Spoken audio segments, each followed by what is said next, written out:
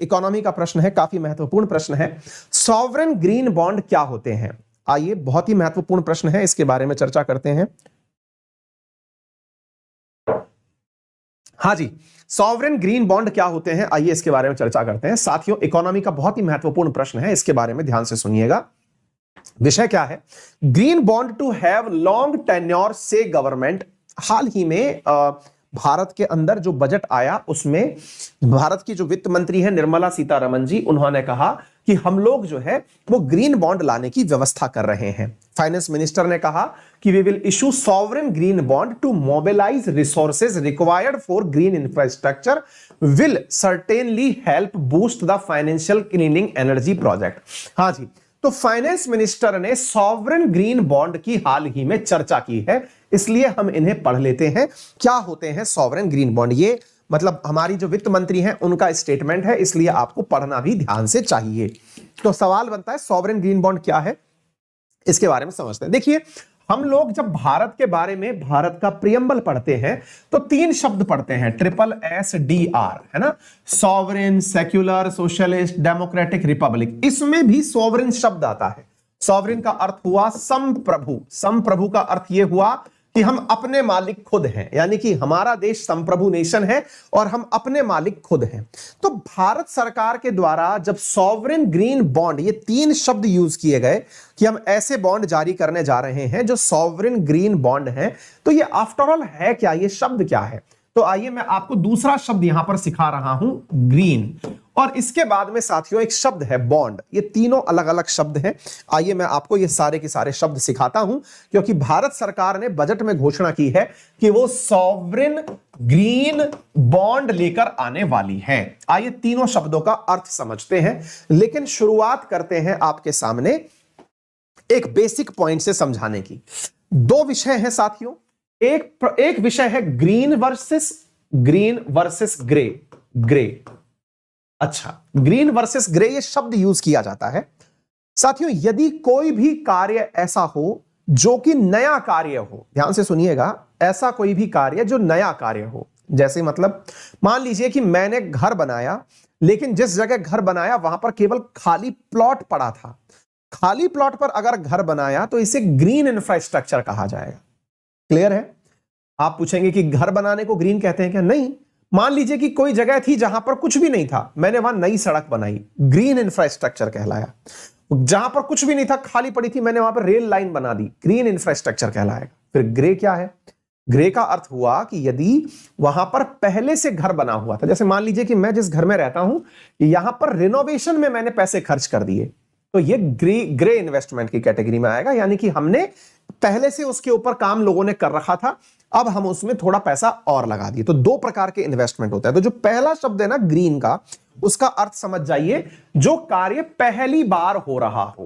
पहली बार कोई कार्य अगर हो रहा हो तो वो ग्रीन इंफ्रास्ट्रक्चर प्रोजेक्ट की श्रेणी में आता है। पहला तो ये समझिए। दूसरा, वर्ल्ड बैंक की व्याख्या में जो ग्रीन शब्द है, देखिए 2 अर्थ है ग्रीन के। पहला, कोई भी ऐसा कार्य जो पहली बार हो रहा हो। दूसरा, वर्ल्ड बैंक की व्याख्या में ग्रीन शब्द का अर्थ है जो पर्यावरण हितैषी हो। वर्ल्ड बैंक की व्याख्या में, ठीक है, पर्यावरण हितैषी हो का अर्थ क्या है? ऐसा कोई भी कंस्ट्रक्शन या इंफ्रास्ट्रक्चर का कार्य जिससे प्रदूषण ना फैले, वो ग्रीन इन्वेस्टमेंट की श्रेणी में आते हैं। अगर ऐसा निवेश जिसकी वजह से पर्यावरण पर प्रदूषण का भार ना बढ़े, ग्रीन इंफ्रास्ट्रक्चर में आते हैं। उदाहरण के लिए अब मैं आपसे सवाल पूछता हूं, बताइए, अगर मैंने नई सड़क का निर्माण किया तो इससे प्रदूषण बढ़ेगा या घटेगा? आप तात्कालिक रूप से तो आंसर देंगे कि सर तुरंत तो प्रदूषण बढ़ेगा। क्यों? क्योंकि जब सड़क बनेगी तो गड्ढे खोदेंगे, मिट्टी उड़ेगी, पॉल्यूशन होगा, व्हीकल बनाने वाले आएंगे। ये तो था शॉर्ट टर्म आपका नजरिया, लेकिन लॉन्ग टर्म में देखिए, मैंने हाईवे बनाया, हाईवे के दोनों तरफ ग्रीन कॉरिडोर बनाया, बकायदा उसके दोनों तरफ हरे भरे पेड़ लगाए, एकदम नीट एंड क्लीन सड़क बनाई। उस सड़क पर चलने वाले व्हीकल्स जो हैं वो तेज गति से निकलने के लिए तैयार हैं ताकि पॉल्यूशन कम हो सके। तो बताइए, अल्टीमेटली मेरी वो जो सड़क बनी, वो सड़क कैसे बन करके आई? आंसर हुआ ग्रीन सड़क बनी। ग्रीन सड़क का मतलब समझ में आ गया, अर्थात इसके बनने से पॉल्यूशन घट रहा है। अगर सड़क फूटी हुई रहती तो इसकी वजह से गाड़ियों के भी खर्चे ज्यादा होते, पॉल्यूशन भी ज्यादा होता, डस्ट भी ज्यादा उड़ता, लॉन्ग रन में नुकसान ज्यादा होता।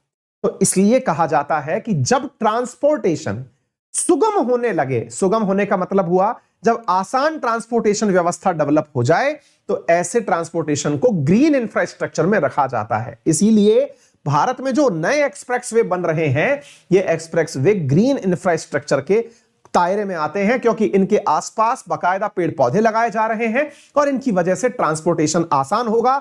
इनके आसपास बिजली की व्यवस्था के लिए सोलर एनर्जी का उपयोग हो रहा है। ऐसी स्थिति में इन्हें ग्रीन कार्य कहा जा रहा है। इतनी बात समझ में आ गई? तो हमने ये बात समझ ली। तो फिर आप पूछेंगे तो एक बात बताइए, पर्यावरण फ्रेंडली हो गया यानी कि इको फ्रेंडली हो गया, अच्छा सर इसके उदाहरण क्या क्या होंगे ग्रीन इंफ्रास्ट्रक्चर के? बताता हूं। मान लीजिए कि आपने पैसे से क्या काम किया, सोलर एनर्जी का प्लांट लगाया, आपने विंड एनर्जी का प्लांट लगाया, आपने मराइन टेक्नोलॉजी पर काम किया, आपने रोड इंफ्रास्ट्रक्चर का निर्माण किया। ये सारे के सारे किस कैटेगरी में आते हैं? ग्रीन इंफ्रास्ट्रक्चर की कैटेगरी में। तो दो मायने सिद्ध होने चाहिए, प्रदूषण कम हो और दूसरा नया निर्माण हो। इतनी बात समझ में आ गई? अब सवाल बनता है साहब ये बॉन्ड क्या होता है? इसके बारे में भी मैंने काफी डिटेल में पहले भी व्याख्या दी हुई है, लेकिन फिर भी मैं एक बार के लिए आपको समझाना चाहता हूं कि बॉन्ड क्या होता है। देखिए बॉन्ड को ऐसे समझिए, बॉन्ड ये है कि मैंने आपके सामने एक पेपर पकड़ाया, मैंने कहा कि ले बेटा इस पेपर को ले जा और इस पेपर को ले जा करके किसी को भी दे देना। ये पेपर ले जा करके दे देना और कह देना कि मुझे 1000 रुपए दे दो। ठीक है, आपके कहने से वो 1000 रुपए इस पेपर को देखकर दे दे, इसके लिए क्या जरूरी है? तो मैंने यहां पर मेरा साइन कर दिया और साइन करके कहा कि भाई मैंने इसके ऊपर मेरा साइन कर दिया है, अब इस पेपर को जाकर के दिखा देना, वो तुम्हें 1000 रुपए दे देगा या 100 रुपए जो तुम्हें चाहिए वो ले लेना। बोले सर आपके साइन में ऐसी क्या वैल्यू है? मैंने कहा भाई मैंने इस चीज को ऑथराइज कर दिया, ये लिख करके मैंने यहां भाषा भी लिख दी, कुछ भाषा लिख दी और मैंने भाषा लिख करके ये कह दिया कि धारक को 100 रुपए देने का कष्ट करें। तो पूछेंगे आप कि साहब आपने इस बात को क्यों लिखा? मैंने कहा असल में ये बॉन्ड भर दिया मैंने। बॉन्ड क्या भर दिया कि यदि तुम बेटा चुका नहीं पाए तो मुझसे ले जाना। आपने देखा होगा, कई बार आपने सुना होगा, कई लोग ऐसे होते हैं साहब जमानत पर बाहर आया है। जमानत पर बाहर आने का मतलब, पेरोल पे बाहर आने का मतलब क्या होता है? जब पुलिस ये कहती है कि बेटा तुम कल को भाग गए तो हम किसे पकड़ेंगे, तो किसी और व्यक्ति को बिठाया जाता है कि सर अगर ये कहीं भाग जाए तो आप मुझे पकड़ लेना, है ना। जमानत का अर्थ जैसे होता है ना, ऐसे ही बॉन्ड क्या है? बॉन्ड जो व्यक्ति भरता है, जो ये कहता है कि साहब बॉन्ड ले जा ऐश कर, तो बॉन्ड का अर्थ ये होगा कि यदि आप उस पैसे को नहीं चुका पाए तो लोड मत लीजिएगा, मैं साहब उस पैसे को चुकाऊंगा। ये बॉन्ड होता है। फिर आप पूछेंगे बॉन्ड तो कई प्रकार के होते होंगे, फिर ये सॉवरेन बॉन्ड क्या होता है? बोले सर कोई कंपनी भी तो ऐसे बॉन्ड जारी कर सकती है। मैंने कहा बिल्कुल कर सकती है। जैसे मान लो कि आज अनअकैडमी है, ये एक कंपनी है, ये मुझसे एक लाइन बोलती है कि अंकित अवस्थी तुम इस महीने की सैलरी मत लो, तुम एक बॉन्ड ले लो हमसे। हमने कहा किस चीज का? बोले उस बॉन्ड पर हम लिख करके देंगे कि तुमको जब पैसे की जरूरत पड़े तब तुम हमसे इतना पैसा ले लेना, तुम अपने अकाउंट में पैसा मत डलवाओ। हमने कहा हाँ ये बात भी सही है, और उस पर तुम चिंता मत करो, तुम्हारे पैसे के ऊपर जितने दिन वो हमारे पास रहेगा उतने दिन हम ब्याज भी देंगे। ये बॉन्ड की खूबसूरती होती है। भाई एक बात बताओ, मैं अकेडमी से ये कहूंगा साहब मेरी तनख्वाह आप मुझे मत दो, अपने पास ही रखो, तो मुझे क्या फायदा हुआ? मुझे तो फायदा तब होगा ना जब वो ये बोलेंगे कि तुम पैसा ले लो, तुम पैसा हमारे पास छोड़ दो, इस बॉन्ड को अपने साथ ले जाओ, जब तुम लेने आओगे हमसे तुम ब्याज समेत पैसा देंगे, तब तो मुझे भी फायदा होगा। चलिए, तो उम्मीद है आपको बॉन्ड शब्द का मतलब समझ में आ गया होगा। यानी कि बॉन्ड में एक व्यक्ति बॉन्ड देने वाला होता है। आप ऐसे समझें कि बॉन्ड के अंदर क्या होता है? एक बॉन्ड देने वाला होता है, डोनर होता है, डोनर होता है, और एक रिसीवर होता है, एक रिसीवर होता है। डोनर जो बॉन्ड दे रहा है वो बदले में क्या प्राप्त कर रहा है? रोकड़ा, पैसा, धन प्राप्त कर रहा है। भाई अगर अनअकैडमी ने मुझे बॉन्ड दिया तो इसकी एवज में मैंने अनअकैडमी को मेरा कमाया हुआ जो धन था, यानी कि जो मेरी सैलरी थी वो उनके पास छोड़ दी, तो ये मेरा धन था जो किसके पास चला गया? डोनर के पास। तो बॉन्ड जो देता है डोनर है, और जब वो डोनर बॉन्ड देता है तो उसकी एवज में वो क्या प्राप्त करता है? धन प्राप्त करता है। अब ऐसे समझिए, कोई XYZ कंपनी है, मान लीजिए कि अपन ने ले लिया, रिलायंस का नाम ले लिया, रिलायंस ने बॉन्ड जारी किया, कहा कि साहब मैं 1 करोड़ रुपए का बॉन्ड जारी कर रहा हूं। कितने करोड़ रुपए का? 1 करोड़ रुपए का बॉन्ड जारी कर दिया। कोई भी आए इस बॉन्ड को ले जाए, अब आप पूछेंगे कि सर कोई उस बॉन्ड को क्यों लेगा, क्योंकि रिलायंस कहता है कि किसी ने अगर मुझसे बॉन्ड ले लिया, मेरे कागज को ले लिया, एक बॉन्ड को मैंने किसी को पकड़ा दिया, मान लीजिए अब ये रिलायंस है। अब इस रिलायंस ने क्या कहा कि आप इस बॉन्ड को मुझसे ले जाओ, एक बॉन्ड को, और मुझे 1 करोड़ रुपए दे जाओ। कितना करोड़ रुपया? 1 करोड़ रुपया दे जाओ। तो आपने तो ले लिया, बॉन्ड आपके पास आ गया, तो रिलायंस को तो सर पैसा मिल गया, लेकिन मुझे क्या मिला? रिलायंस ने वादा किया कि जिस भी व्यक्ति ने मुझसे बॉन्ड लिया है, उस व्यक्ति को जब जरूरत पड़ेगी मैं ब्याज समेत पैसा वापस लौटाऊंगा। आ गई बात समझ में? बॉन्ड का अर्थ क्लियर हो गया। बॉन्ड का अर्थ यह हुआ कि बॉन्ड में जो भी व्यक्ति बॉन्ड जारी करता है, फिर आप पूछेंगे सर मेरे को तो आज एक जबरदस्त आइडिया आ गया। हमने कहा बताओ क्या आइडिया आ गया? सर आज मैं पेज पर लिख करके सबको बांटता फिरूंगा कि यार भाई मेरे से बॉन्ड ले ले, मैं से तू बाद में, आज मुझे 1 लाख रुपए दे देना, कल को मुझे ये बॉन्ड मेरे पास से ले जा, 1 लाख रुपए दे जा। सर मेरे साथ कोई ऐसा क्यों नहीं करता? इसलिए नहीं करता क्योंकि आपकी मार्केट वैल्यू नहीं है। बोले मतलब मार्केट वैल्यू नहीं है से मतलब क्या हुआ? लोग आपको अभी भी स्टूडेंट मानते हैं, ये मानते हैं कि तुम दोगे कहां से, तुम लाख रुपया लेके गायब तो हो जाओगे, लेकिन लाओगे कहां से वापस?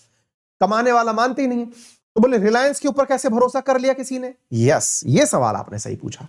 इसी के ऊपर विश्वास करने के लिए जो अंतरराष्ट्रीय स्तर पर जो ग्रेडिंग एजेंसीज काम करती हैं, जिसमें से आपने फिच का नाम सुना है, मूडीज का नाम सुना है, स्टैंडर्ड पुअर्स का नाम सुना है, वो दुनिया को, रिलायंस को एक सर्टिफिकेट देती हैं। क्या सर्टिफिकेट देती हैं?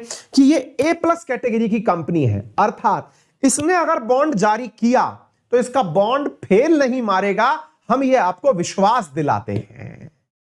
हमने इनका अकाउंट पूरी तरह चेक कर लिया है, इनका पास्ट जो मामला है वो एकदम सही रहा है, ये बहुत ही अच्छे लोग हैं।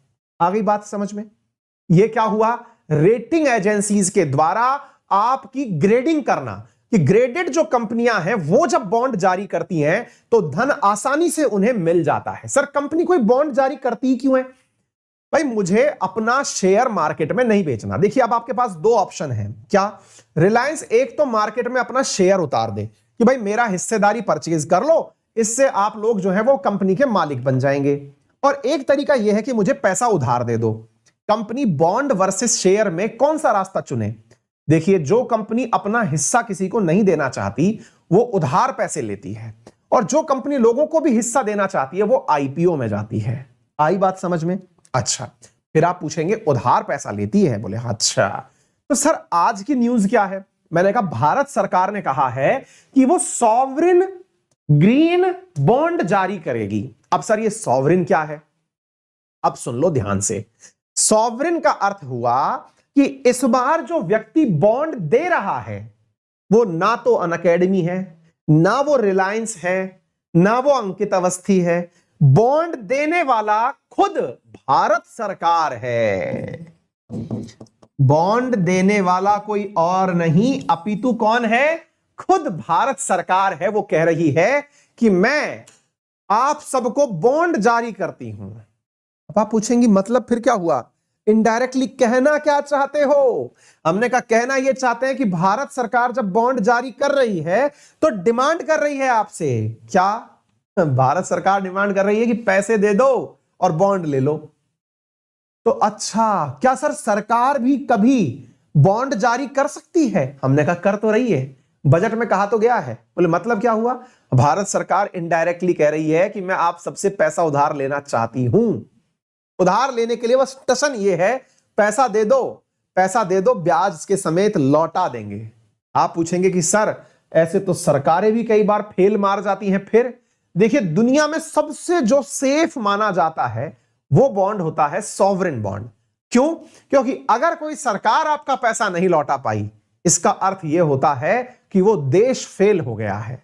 क्या आप मेरी बात समझ पा रहे हैं? इसलिए दुनिया भर से लोग सॉवरिन बॉन्ड खरीदने आते हैं। रिलायंस एक बार के लिए बॉन्ड निकाले तो शायद लोग ना खरीदें, लेकिन जब सरकार बॉन्ड निकालती है तो सब लोग लेने चले आते हैं। इसका अर्थ यह हुआ कि वो सरकार को पैसे देने चले आते हैं। क्लियर हो गया? तो भारत सरकार ने इस बार के बजट में क्या कहा कि हम सॉवरिन ग्रीन बॉन्ड जारी करेंगे। आप लोग पूछेंगे सर बहुत ही टेक्निकल बात बोली इन लोगों ने। सर ये बहुत टेक्निकल बात क्यों बोली?